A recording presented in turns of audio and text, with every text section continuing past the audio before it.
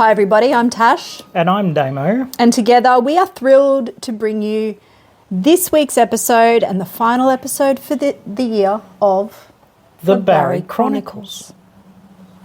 Welcome to the Bari Chronicles, our Christmas edition. Can you believe that we are already here? What a year. What a year it has been. Oh my goodness. Gosh. I don't think that at the start of 2023 we had any idea just what we were in for. No, not at all. It was like the podcast has been something that we've talked about for a long time. It has.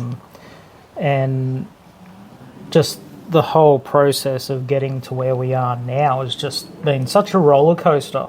It really has, Damo. You know, I can remember thinking about doing this, but being determined that getting in front of a camera, talking on a camera is probably something that we just would never be willing to do. Yeah. And yet we faced our fears and did it anyway.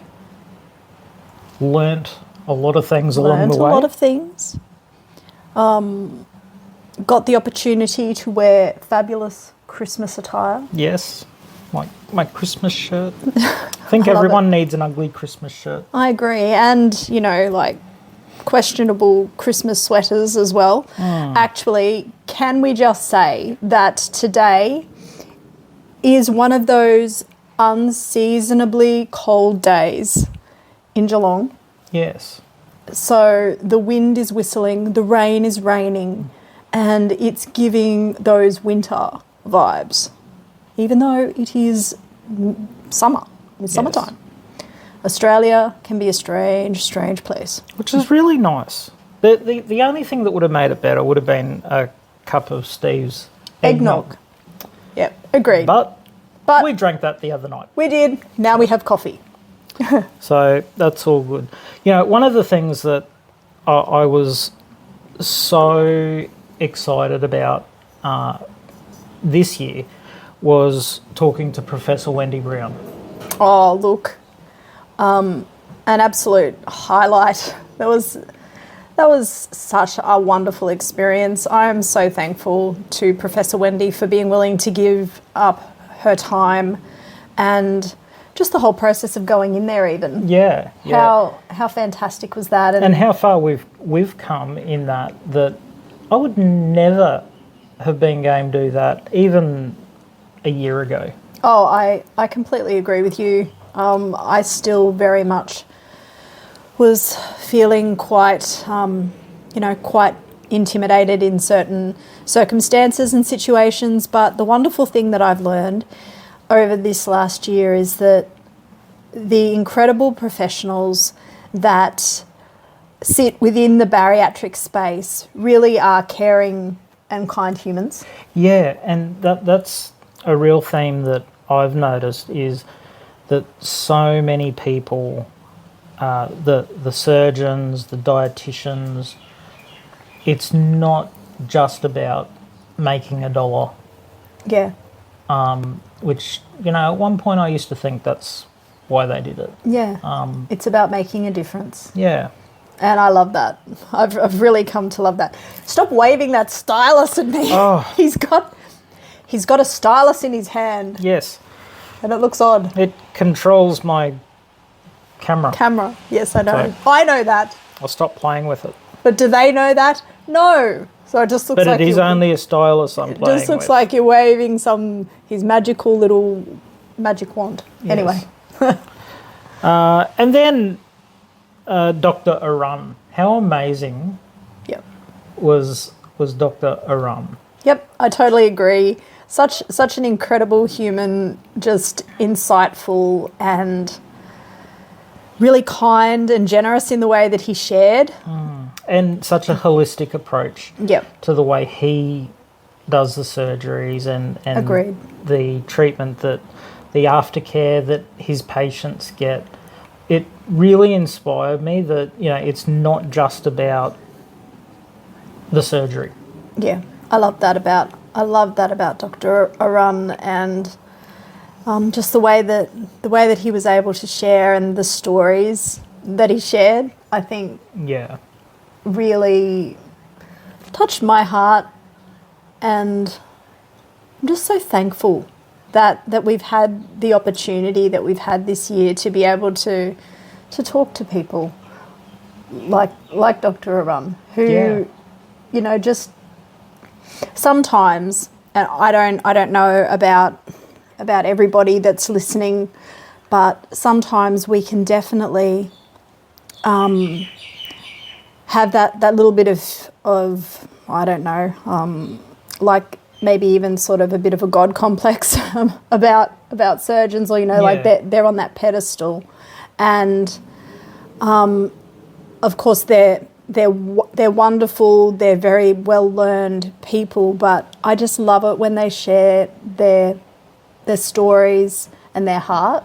Yeah. And Dr. Arun is just so good at doing that. So I really got so much out of being able to talk to him. That was a very awesome episode. Yeah. If you haven't listened to it, go do that. And we were so blessed with the professionals that we've spoken to, that when you talk to them outside of a clinical setting, they're very down to earth. Yeah, they really are. A lot of them are shocked to hear that we've put them on pedestals. Yeah. Because they don't see themselves like that. They don't, they don't have themselves on those pedestals. It's just what they're doing a job. Yeah. And so I think that was really good to see, and it's so nice to hear them talk about their lives outside of a clinical setting. Yep. Yeah, I agree. But you know what? And, you know, like we've got a list here of all of the incredible people that have shared on the Bari Chronicles this year. We are so thankful for each and every person that has shared, and we will continue going through the list, and we are very grateful. But some of the most wonderful times, I think, for me this year have been found in our personal growth, as we've shared our own stories, as we've unpacked things that we've learned along the way. You know, you're 10 years post-op, I'm 5.5 years post-op, and our journeys have been definitely a windy road at times. Yeah. But I'm so thankful for where we are right now and for where things are sitting today. Yeah. I mean, I didn't even know whether I would still be sitting here back in April, May of this year, when, you know, ended up in hospital and when you were so very unwell. I mean, it's certainly been a challenging time. Yeah. Absolutely, and to be able to keep the podcast going, it's been challenging, but I think it's also given me something to keep me going. Aim towards, look forward to. And thankfully today we can if you're wanting to share that, Damo, you can give a good update about where things are sitting. Yeah, so I was finally able to get in to see an endocrinologist, awesome. Which was fantastic, because I've been having some huge swings with my blood sugar levels, and it's been a bit scary, especially standing in queue at Sydney Airport waiting to get on a flight, and suddenly I'm nearly passing out. Yeah, that wasn't great, but very thankful for your blood sugar monitor that you now have. Yes, so I did a trial with a continuous glucose monitor, so just a little device that sits in your arm, and they're so cool now that they just send the updates straight to your phone. Yeah, it's been really very good. It was great. I was able to see what my blood sugar was doing constantly, and, you know, we were able to sort of adjust to what was going on. And being able to give that to my new endocrinologist, he actually sat there with my phone going through everything so he could see what was going on. Yep. And I was able to come off one of the insulins that I'm on. That's so exciting. which Congratulations. was great. Yeah. I just, because the insulin is known to cause weight gain Yeah. and different things. I know you'd been struggling with that. Yeah, mentally that was really affecting me because I didn't want to take it because I knew it could cause weight gain, but I needed it. Yeah. But with how good my control has been, I've been able to go back to just a bigger tablet. That's awesome. And the plan is to get me off the long-acting insulin as well as get me off one of the other tablets that I'm on. So his hope is that I'll only need one tablet a day Wouldn't that be amazing? to keep it under control, which is just incredible. He actually said, it was funny because it was something that we'd discussed way back when it all began, but he actually said that, they can't tell whether it was the infection driving the blood sugar levels Yep. or a combination of both. And now that, it's all sort of starting to even out, I'm actually not in as bad a position as what I thought I was. Yeah, that's very, very exciting. And I know that you were thinking maybe even just a month ago that you might be looking at another surgery. Yeah. Because that's what had been suggested to you as a potential option. So where are things sitting with that? So for you? it's still something that is in my mind because I've still got the reflux. Yeah, absolutely. And, if I was only doing it for the blood sugar, Yep. then I wouldn't worry about it. Yeah. Because it seems to be under control. Very exciting that I'm just able to, move on from the diabetes thing. Yeah. And, think about what you're wanting to do in terms of your reflux. Yeah. If and when or as you decide that you want to do something, hey? So he, the endocrinologist said that he'd like me to wait, 3 or 4 months and just let things settle down and we'll see where we're at then. I think that's wise as well. I mean, with diabetes, obviously, there's the healing issues, aren't there? Yeah. So you want to make sure that everything is really well. Yeah, I want to make sure I'm as healthy as I possibly can be if I'm going to go down that path. Yeah, I think that's very exciting. I'm really, really happy for you, Damo, on that front. Yeah, but I mean, you've had a couple of setbacks this year, which has just been massive. Most recently with your knee. Yeah. Yes, my knee. I injured my knee and ended up having surgery on my knee.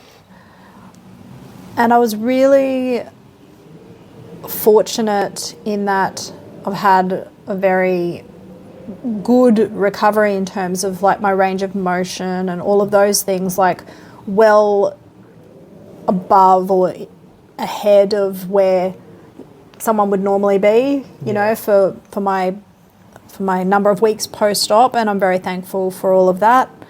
But during that process, it's thrown up a few little red herrings along the way. I'm waiting for an appointment with a hematologist at the moment to have testing for rare bleeding disorders. Wow. Because I did bleed after that surgery, which is apparently very unusual. And I've got a long history of weird, strange bleeding. So anyway, we'll fall off that bridge when we come to it. But most recently I was doing physio, and clearly it was a bit much, and I ended up back in hospital on Saturday. So that wasn't great. No. I had an MRI on Monday, and I'm waiting to see my surgeon again tomorrow. So hopefully I haven't done anything more to my knee, but I was only doing exactly as I'd been asked to do, so that was very frustrating.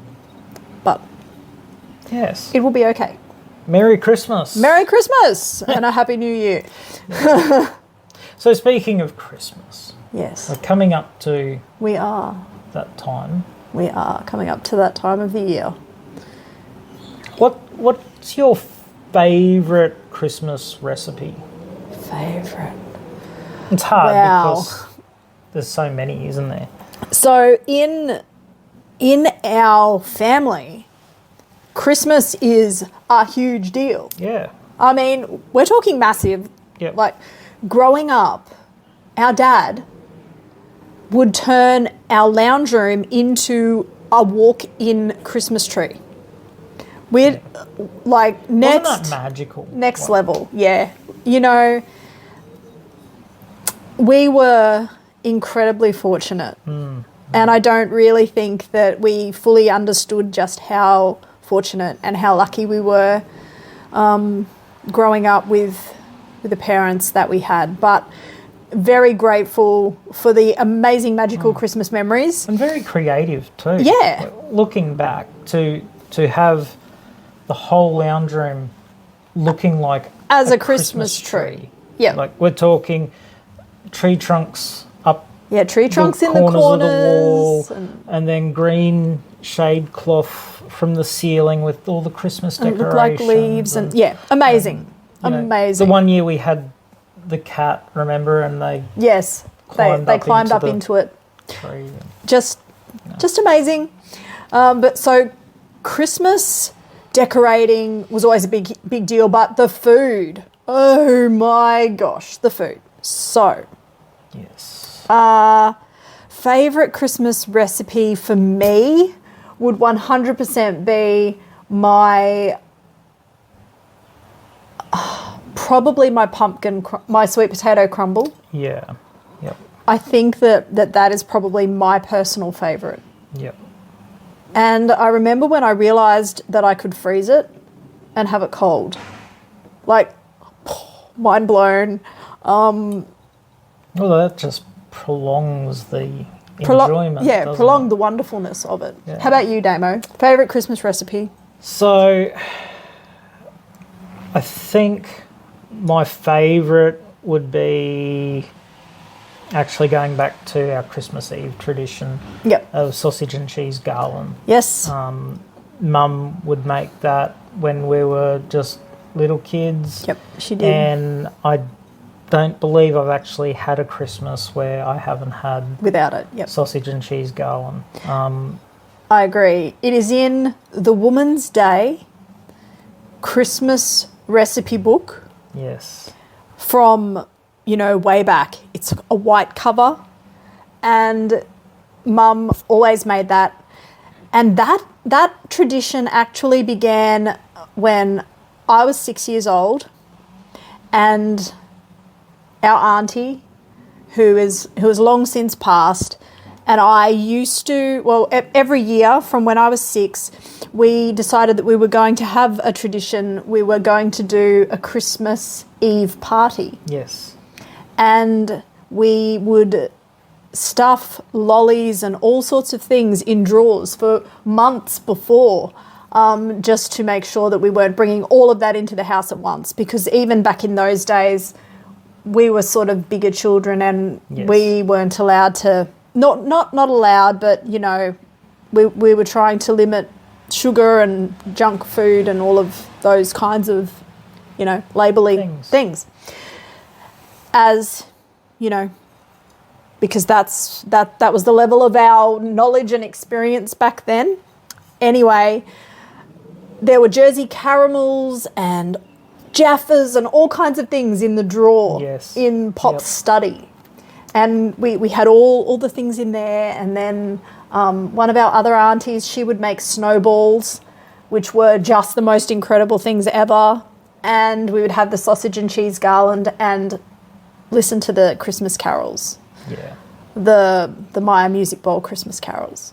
And that was like just one of the best and most incredible recipes. The whole sausage cheese garland thing. Nan would make her Christmas pudding, and she'd put coins. Yes, wrap them in alfoil and Alfoil, put coins in there. Coins in there, so you'd always get a surprise with a Yep. with a coin in your pudding, which went back to their childhood, when her parents would do that. And so, I also vividly remember having plums, the sugar plums, because that was again a hark back to both Nan and our aunties' childhoods. yes, As something that they used to plums get. in their Christmas stocking. They did.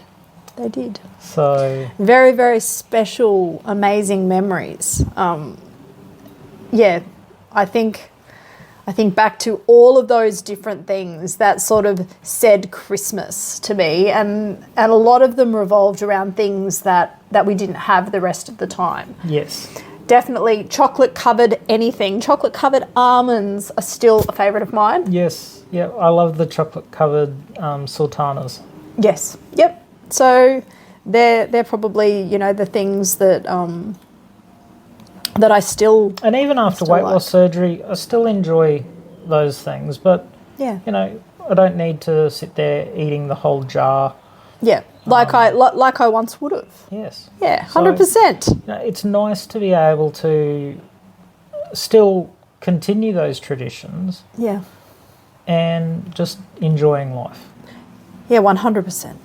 I can say without a shadow of a doubt that if I tried to remove any one of the Christmas recipes or traditions, my kids would melt down. It would not be good. I mean, even this wall hanging behind us, I actually did that the first year that Stephen and I were married. Yep. So that wall hanging is now 28 years old, and it has featured every Christmas. So, yeah. So it's literally been all over Australia. It has. It's been all over Australia with us, and undoubtedly it will always be with us.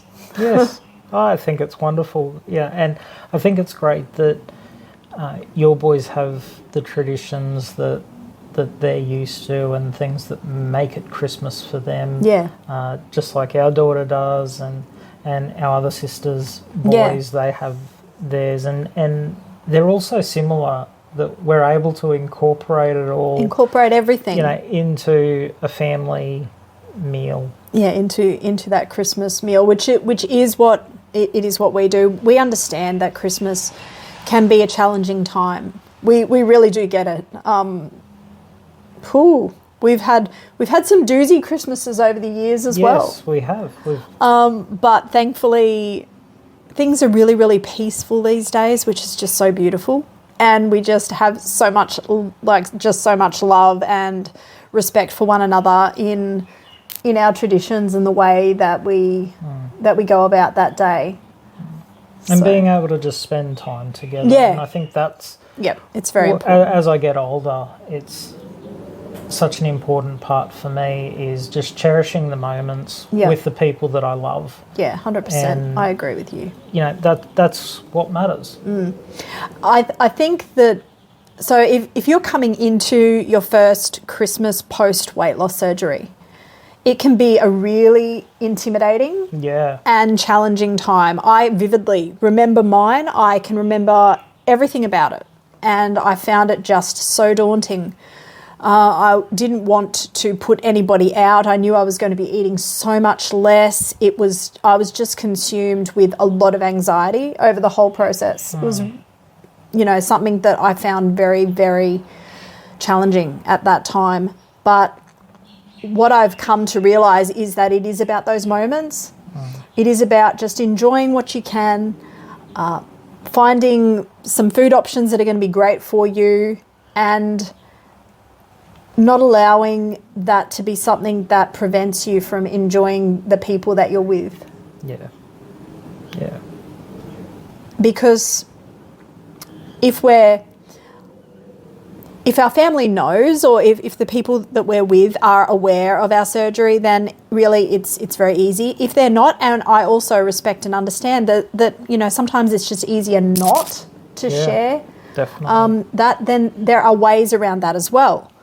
And one of the best ones that I've found when I'm in situations where I don't feel like disclosing my medical reasons behind, a modified smaller diet, that's when buffet style eating is just fabulous, where you can be up and mingling and you've got your plate and you just move the food around the plate a bit. You don't have to load it up, but just move the food around, and nobody thinks anything of it. And then, I can just eat those small bits that I would have and then just discard the rest. And while I am mindful of wastage, in some situations it's just easier to have a little bit of waste. Definitely. Rather than have to explain. Yeah, than explaining things. Yeah. So that's just my hot tip for what it's worth. Yeah. No, I think that's great. Yeah. So,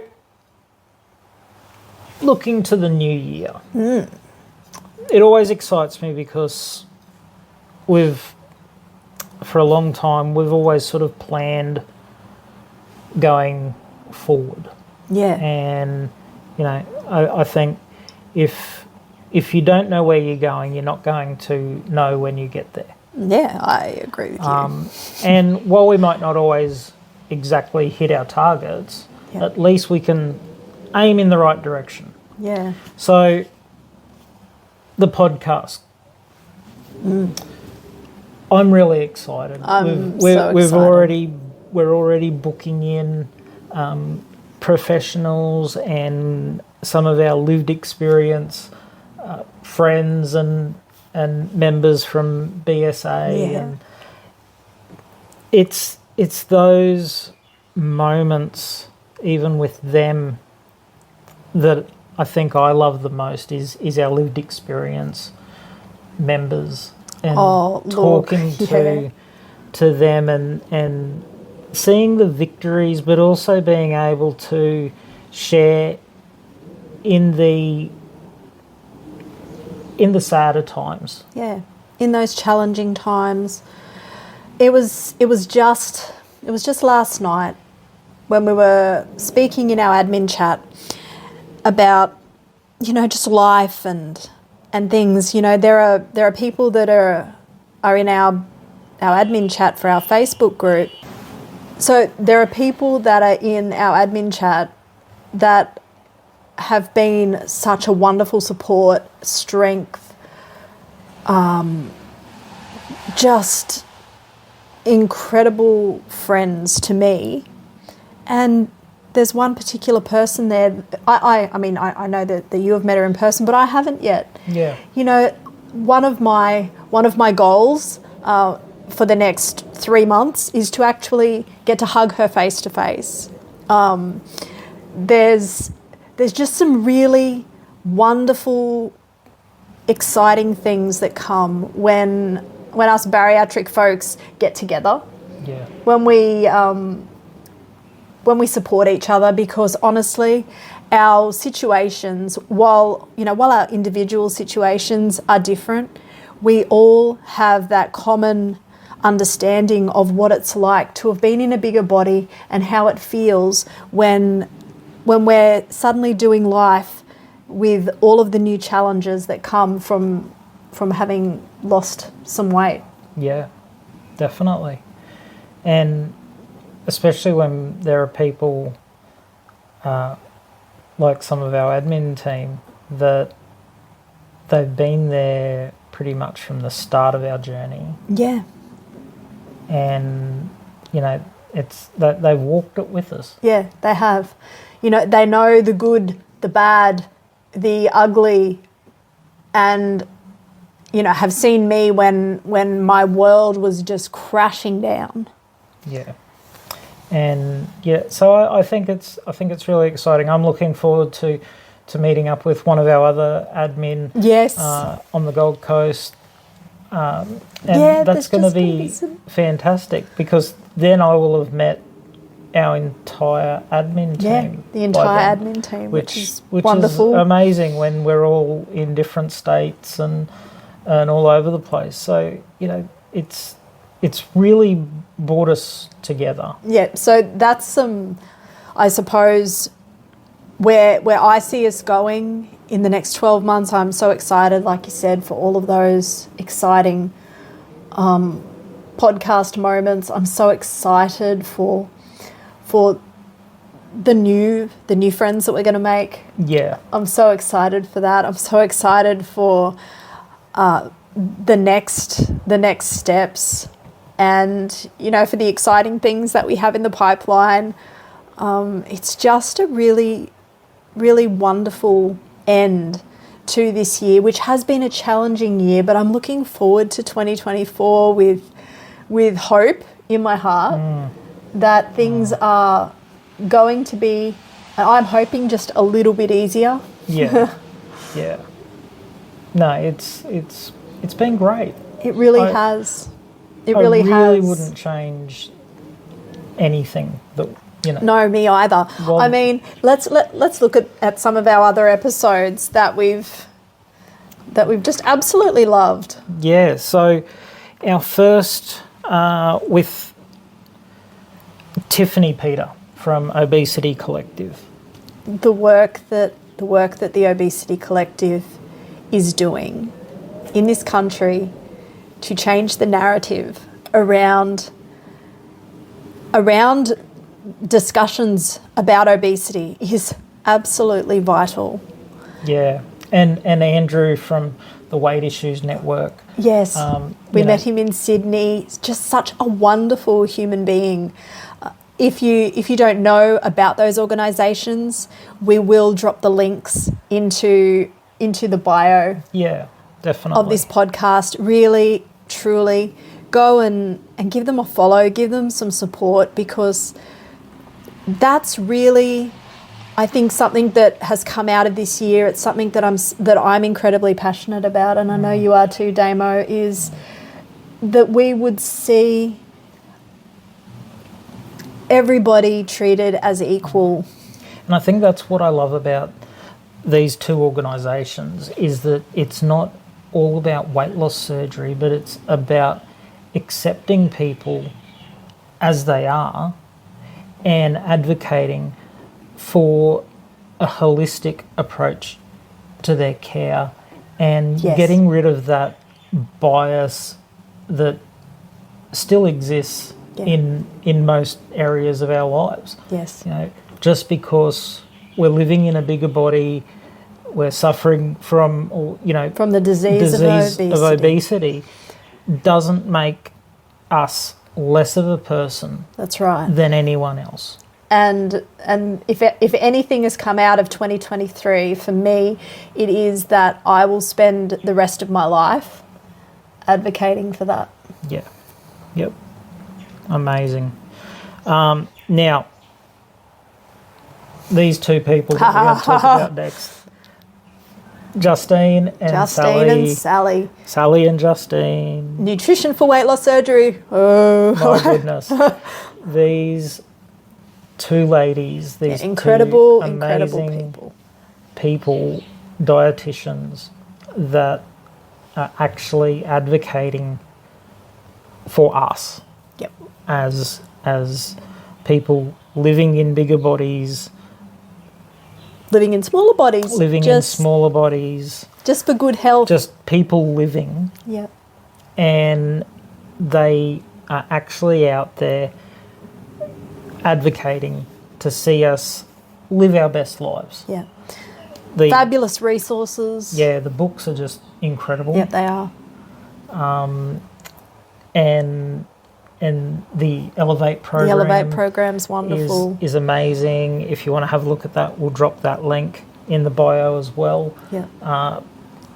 There is so much information and resources out there. Again, go if you're not following Nutrition for Weight Loss Surgery on your social media accounts, then you really are missing out. It's absolutely fabulous. Yeah. So go and drop them a follow. Very, very good idea to do that. Yeah. And I'm looking forward to continuing working with them. Yeah, absolutely. Actually, it's like a little window into episode number 1 of next year. Yeah, I can't wait. It's so exciting. Yes, we do.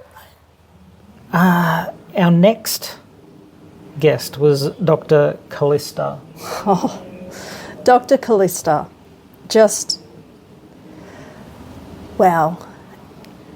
An absolutely incredible and inspiring, passionate surgeon. And we had the privilege of sitting with her, some of her team at a recent event that we were at, and just can say from the bottom of our hearts that they are just genuinely amazing and caring people. And if you are in Canberra, then I would 100% give them a call. Yeah. If you're considering surgery or even revision surgery. And that's it's one of those things, I suppose, within the weight loss surgery world that is an issue, and it's really hard to talk about it. I often see questions come up on BSA, things like, if you've regained weight, at what point did you decide to go and have revision surgery and things like that? And it's quite difficult because often those questions might only have one or two replies. And the reasons behind that, I think, are often that there is just so much shame that can be associated with that particular topic. People feel like because I had to have a revision, I failed. And that's simply not the case. It's simply not the case. The disease of obesity is something that we live with for our lives. Yes. And we will continue to need to have that monitored and potentially treated in the future. So Dr. Callista is a surgeon that is passionate about weight loss surgery options, but also about revision surgery. And that's really quite a wonderful blend, I think. It is. And then we have Dr. George Balalos. Dr. George. I really enjoyed that podcast. Me too. He is very down to earth. He is. Very real. Yeah. Isn't afraid to explain what he does and why he does it. Yeah. And I really admire that. Yeah, me too. In a surgeon. I mean, we have both laughed because I can tend to be... There are a couple of topics that I'm quite blunt about. And Dr. George was so gracious in being able to explain some things to me that I hadn't considered, which I really did appreciate. And I think that that if we keep our hearts in a position where we're open to learning, then it's just so inspiring to be able to talk to people like Dr. George. Yeah, yeah. Because he's an expert in his field. We've been running a support group for 5 years now, and we learnt new things. Yeah, we did. We really did. I was so grateful for that because I've been able to take that information and actually give it to some of our members who have asked questions so that they can make a better informed decision. Yes. Yeah. It's very, very important. It's really important that we like I said, that we just keep our hearts in a position where we're always open to learn. Yeah, definitely. Now let's jump over to Emily. Emily, our sex therapist. Oh gosh. Emily, the sexologist, she was incredible, wasn't she? She was. I just absolutely loved speaking with Emily, and I loved all of the information. I think that the topic of sex and sex post weight loss surgery is something that we really do need to talk more about, because there is a lot of stigma associated with bigger bodies, and then you add loose skin, you add hormonal fluctuations and all of those things. What I loved about Emily's session with us was just how practical she was, and I really hope that we get to speak with Emily again. I think that it was just so worthwhile. Yeah, definitely. Do you agree? Yeah, for sure. Yeah. I'm looking forward to our next one, and you know, it's a little bit naughty, it's a little bit risque, and yeah, I think we can go even deeper with that. Well, you know, it's one of those things, I guess, because, and I didn't realise that we grew up in a very progressive household. Yes. Like 100%, we grew up with very open dialogue about all things. Like really, really open dialogue. So a lot of hang-ups that I probably could have had, I didn't have because of the way that we grew up. Yeah. So I'm thankful. Thanks, Mum and Dad. Well done. Yeah, good job. But yeah, just talking with Emily was very, very eye-opening. Yeah. I didn't even giggle. No, you didn't. Well done. Which, you know, I was proud of myself. Yeah. I thought I'm going to spend this whole time giggling like a little schoolboy. But you didn't. But I didn't. Proud. Yeah. Ellie had surgery when she was under 21 years old. Yeah. I from memory, she was 17 when she had her weight loss surgery. Amazing. And what an inspiring story that was. Yeah. To see someone so young, and just her taking was charge, being able to take her life back. Yeah. And I love that. You know, the things that she's doing now, and advocating for young people, and you know, working with parents on how to talk to their young people who are suffering from obesity, was really inspiring. Yeah, I agree. So, yeah, if you haven't checked out Ellie's story, it's there, and it's so worth listening to. Yeah, absolutely.